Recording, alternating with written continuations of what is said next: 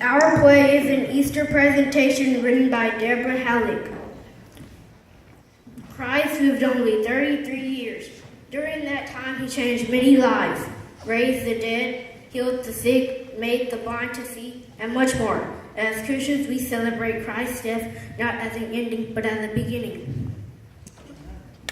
Arise, let us be going. Behold, the one who betrays me is at hand.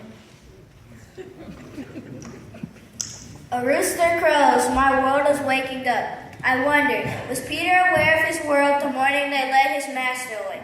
At that terrible time, was he fully focused on Christ? As he followed the soldiers who took Christ, did he see him, or only the head and retreating back of his Lord? When they arrived at Caiaphas' house, did he strain to make sense of the angry words flung at Christ, or did the early morning chorus of birds distract him? When he heard the sound of a hand striking a face, followed by the sounds of heavy blows, did he wince? Did his heart shatter when the soldiers led Christ out of Caiaphas' house, barely recognizable because of those blows, or did he simply stare into the fire in front of him, unable to look at his master was led past? Amen. You two are with Jesus, the Nazarene. I neither know nor understand what you said. In the back of Peter's mind, did he hear the words of Christ struggling to rise to his consciousness? You are one of them. I can tell by your clothes and your accent. No, I am not. Surely you are. You are the Galilean. You too are Galilean. I tell you, I am not. I do not know of what you speak. No, it is important to realize I am not judging Peter. Heaven knows I couldn't stand that trial. This only comes to my mind because I believe we will have forgotten the meaning of Easter. Jesus is the reason for the season. A phrase touted at Christmas, but for one moment, look at Easter. The first Easter began with the Passover meal. There would have been the Passover lamb, a sacrifice for salvation, hard-boiled eggs representing regular festival sacrifice, green veggies symbolic of spring, bitter herbs recalling the bitterness of slavery, harzat representing the motar used by the Israelites in their forced labor, wine and unleavened bread. Passover was and is a time of looking back. The people of Jesus' time were so busy looking back that they did not see the Messiah they longed for in the very midst. So what does our Easter look like? Well, we had the Lamb of God. He died so we could be redeemed, the perfect sacrifice. We have hard-boiled eggs, but I have yet to meet one Christian who knows why. We have an empty tomb instead of bare us because we know that Christ's resurrection freed us from sin. We have the sweet stuff, but somehow chocolate buddy doesn't represent the motto or tears or anything really. and we have the bread and wine for a Lord's Supper.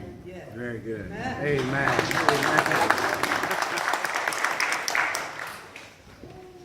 But do we remember? Do we think of the pain he suffered? Does our skin crawl as we think of that rough, heavy being laid across those shoulders so recently beaten? Does the back of our neck ache as we see him struggle through narrow streets past jeering crowds? Does the pit of our stomach grow cold as we hear him warn? Stop weeping for me, but weep for yourselves and your children. As we stand at the foot of the cross, do we marvel that in his pain he can forgive? Father, forgive them, for they know not what they are doing. Even as a small voice says to our hearts, them or me, do we fall on our faces in anguished weeping as we hear him commit his spirit into his Father's hands? Father, into thy hands I commit my spirit. Do we slowly lower him from the cross, gently wrapping him in grave clothes, saying, we had hoped he was the one? Or do we run like Mary Magdalene to tell others, he is risen? My point with all of this is that many Jewish people looked back at the dies who was before them. Surrounding themselves with traditions, they missed what was happening before their eyes. Prophecy fulfilled. Amen. Yeah. We Christians too surround ourselves with tradition. Eggs, roast, turkey, family, and friends. All of this to celebrate his resurrection. But we, like many other Jews of Jesus' day, may be missing what's happening. Is Christ moving in your life? Is he just the reason for the season? Or is he the reason for your life? Amen. Amen. Please bow your heads and let us pray. Father, you gave Christ authority over all mankind so that through him we may know everlasting life. Father, through his life, death, and resurrection, Christ glorified you. He showed us who God is. We have our understanding of you by witnessing Christ's life. He begged for our lives as he prayed in Gethsemane, as was your plan at the beginning of time, and as is your loving kindness you gave us to him.